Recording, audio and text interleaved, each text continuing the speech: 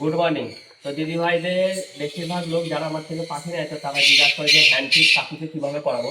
তো সেই উদ্দেশ্যে আজকে আমার ভিডিওটা করা। তো হ্যান্ড ফিট করাতে গেলে প্রথমে A19টাকে হালকা উষ্ণ গরম জলে পরিমাণ মতো গুলে নিতে হবে, ঠিক আছে?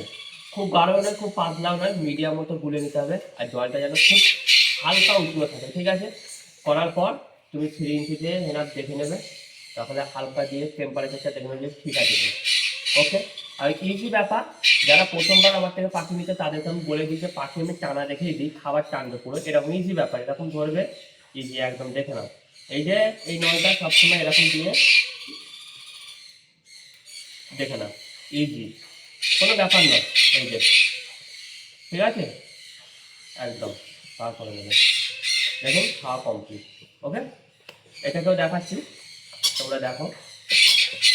এবার পরিমাণটা দেখে নিতে হবে যে কত মিনিট টানতে পারছে, সেই অনুযায়ী দিতে হবে, ঠিক আছে? আর মাঝে মধ্যে খাবারটাকে ইচ্ছে করে নাড়িয়ে নেবে, যখনই খাওয়াবেন নাড়িয়ে নেবে। আর ইজি দেখে নিন, দেখুন, ঠিক আছে, ইজি এরকম করে খাওয়ানো হয়। এক, এটাকে চাপা দিন, এটা দুটো ইভাবে বেবি আছে। আর এখানে তোমরা দেখতে পারো অনেক বেবি আছে আমার, তার মধ্যে এই একটা পাইনাপেল, এই পাইনাপেলটা খাওয়ানো হয়ে গেছে, এটা প্যাকিং হবে। যে দিদিভাই নেবে সেই দিদিভাইয়ের উদ্দেশ্যে আরো ভিডিওটা করা, দেখে নাও দিদিভাই। তো পাইনাপেলটা যেহেতু একটা যাচ্ছে, আমি ছোট বাচ্চাটা প্যাক করে দিলাম, প্যাকিং করে দিলাম।